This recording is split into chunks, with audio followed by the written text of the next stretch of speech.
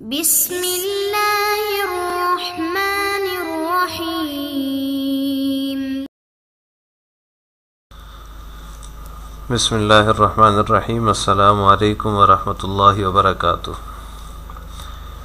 آج خیر الرسول فی حدیث الرسول کا 8واں سبق ہے، اور اس سبق کے اندر ہم حدیث موقوف، حدیث مقطوع کی تعریفات اور اقسام وغیرہ سیکھنے کی کوشش کریں گے۔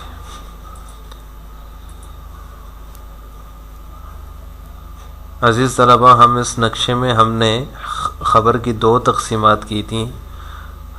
خبر باعتبار مسند الیہ، یعنی اس ذات کے اعتبار سے جس سے منقول ہے اس کی کتنی قسمیں ہیں، اور اسی طرح باعتبار سند، یعنی ہم تک کیسے پہنچی اس اعتبار سے خبر کی کتنی قسمیں ہیں۔ تو ہم نے گزشتہ سبق کے اندر حدیث مرفوع باعتبار مسند الیہ کے حدیث کی جو دوسری قسم ہے حدیث مرفوع یا خبر مرفوع، اس کے بارے میں پڑھا تھا، اس کی تعریف، حکم اور مثالیں۔ آج ہم تیسری اور چوتھی قسم یعنی حدیث موقوف اور حدیث مقطوع کے بارے میں اس سبق کے اندر چند معروضات آپ کی خدمت میں پیش کریں گے۔ حدیث موقوف کا لغوی اصطلاحی معنی کیا ہے؟ موقوف کا معنی تو لغوی معنی تو روکا ہوا ہوتا ہے، یعنی گویا کہ وہ حدیث جو آپ صلی اللہ علیہ وسلم تک نہیں پہنچ رہی، وہ رکی ہوئی ہے کسی صحابی کی ذات تک، یعنی اس سے آگے وہ اس کی سند منقول نہیں ہے۔ اصطلاحی تعریف اس کی ہوگی وہ حدیث جو صحابی کی طرف منسوب ہو۔ اب پھر وہ اس کے اندر وہی صورت ہوگی کہ وہ قولی ہے، فعلی ہے، یا پھر اس میں تقریر کا بیان ہے۔ ان تینوں میں سے کوئی بھی صورت ہو سکتی ہے۔ کسی صحابی کا قول بھی ہو سکتا ہے، کسی صحابی کا فعل بھی ہو سکتا ہے، اور اسی طرح کسی صحابی کی تقریر بھی ہو سکتی ہے۔ اب وہ بیان کرنے والا کوئی صحابی ہی ہے جو کسی دوسرے صحابی کی طرف منسوب کر کے بیان کر رہا ہے، یا پھر وہ کوئی تابعی ہے جو صحابی کی طرف منسوب کر کے بیان کر رہا ہے، کوئی بھی ہو سکتا ہے۔ اسی طرح اس کی سند کا بھی اعتبار نہیں ہوتا۔ سند کے بغیر اگر کوئی منسوب کر دے یا سند کے ساتھ کر دے، سند پوری ذکر کرے یا آدھی ذکر کرے، ناقص ذکر کرے، اس میں اس کا کوئی تعلق نہیں ہوتا۔ کسی بھی کیفیت کے ساتھ صحابی کی طرف منسوب ہو تو وہ حدیث موقوف کہلاتی ہے۔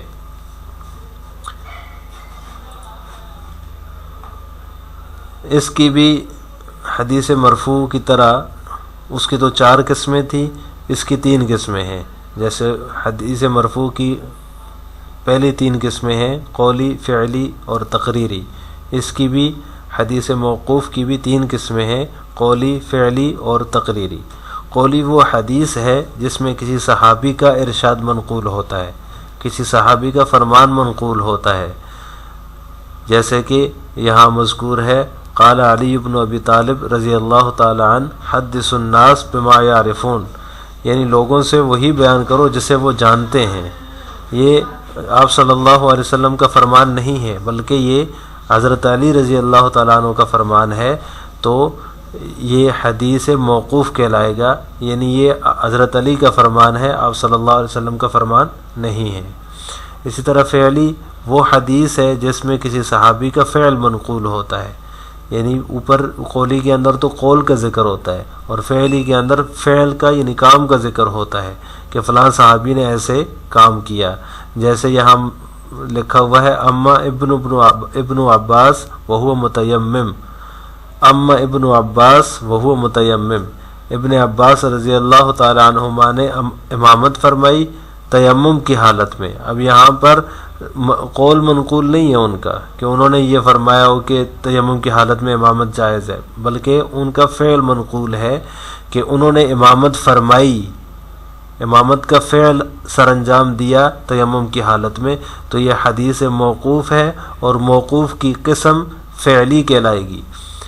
نمبر 3 وہ حدیث جس میں کسی صحابی کی تائید سکوتی منقول ہوتی ہے، یعنی کسی صحابی کے سامنے کوئی کام ہوا یا پھر کسی کام کا، کسی واقعے کا ذکر ہوا تو وہ صحابی خاموش رہے تو وہ تقریر بن جائے گی، یعنی ان کا خاموش رہنا اس کام کو یا اس واقعے کو جو ان کے سامنے نقل ہوا، جس کا ان کے سامنے ذکر ہوا، اس واقعے کو ان کی خاموش تائید حاصل ہو گئی. جیسے کہ ہم نے گزشتہ اسباق کے اندر یہ بھی پڑھا تھا کہ صحابی جو ہوتے ہیں ان کی شان اتنی اعلیٰ درجے کی ہوتی ہے، اتنی عظمت والے ہوتے ہیں کہ ان کے سامنے اگر کوئی کام ہو رہا ہے یا پھر کسی کام کا ذکر ہو رہا ہے، اگر وہ غلط ہے تو وہ ضرور نکیر فرمائیں گے. اگر غلط نہیں ہے، انہوں نے نکیر نہیں فرمائی، وہ خاموش رہے، تو گویا کہ وہ کام صحیح ہے. تو اسی طرح کسی صحابی کی تائید سکوتی اگر کسی حدیث کو حاصل ہو تو وہ حدیث موقوف ہوگی. اب موقوف کا حکم کیا ہے؟ تو اس کی دو شقیں ہیں، یعنی اس کے دو حصے ہیں. ایک حصہ تو باعتبار قبولیت اور عمل کے ہیں کہ ہم اس پر عمل کر سکتے ہیں، وہ مقبول بھی ہے یا نہیں ہے، اور پھر اس پر عمل بھی ہو سکتا ہے یا نہیں ہو سکتا. تو یہ ایک حصہ تو اس کو حکم کا یہ ہے. اور دوسرا حصہ ہے باعتبار احتجاج، یعنی اس کو دلیل ہم کسی کے مسئلے کی بنا سکتے ہیں یا نہیں. تو قبولیت کا جو حصہ ہے وہ قبول ہے یا نہیں ہے، تو وہ اس میں دونوں صورتیں ہو سکتی ہیں، مقبول بھی ہو سکتی ہے اور مردود بھی ہو سکتی ہے. لیکن جو احتجاج کا والا مسئلہ ہے، جو دوسرے حکم کا جو دوسرا حصہ ہے کہ اس کو ہم کسی مسئلے کی دلیل بنا سکتے ہیں یا نہیں بنا سکتے، تو اس بارے میں فرماتے ہیں کہ اگر موقوف حکماً مرفوع ہو تو وہ مرفوع کی طرح ہی ہوتی ہے، یعنی اس کو کسی مسئلے کی دلیل بنایا جا سکتا ہے، اس سے ہم احتجاج کر سکتے ہیں، استدلال کر سکتے ہیں.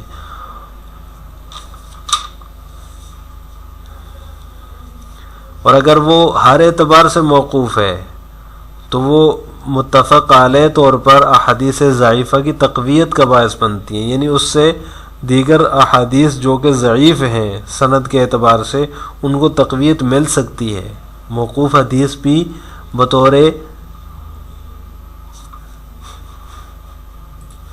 تقویت کے احادیث ضعیفہ کے لیے استعمال ہوتی ہے، یعنی حدیث موقوف بھی حدیث ضعیف کو طاقت فراہم کرتی ہے، اور اس حدیث ضعیف سے جو حکم ثابت ہو رہا ہوتا ہے اس کے لیے بطور تائید کے اگر کوئی حدیث موقوف موجود ہوتی ہے تو وہ ایک اضافی تقویت اس کو مل جاتی ہے اس سے.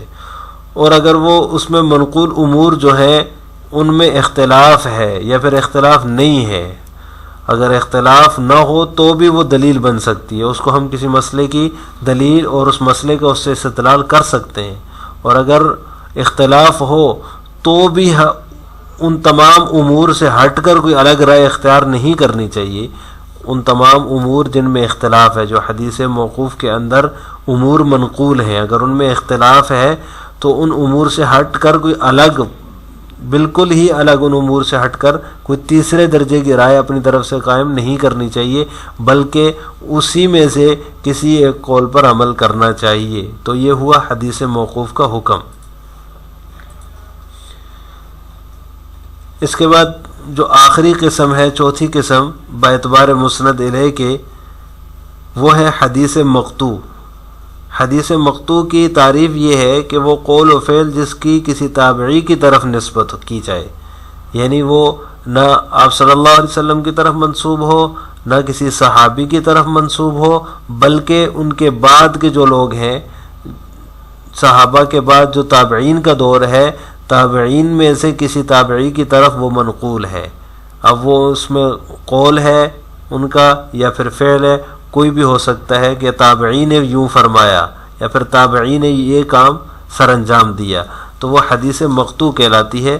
حدیث موقوف یا مرفوع یا کوئی اور قسم نہیں ہوگی جس میں تابعی کی طرف نسبت ہو، تو وہ حدیث مقطوع ہوگی.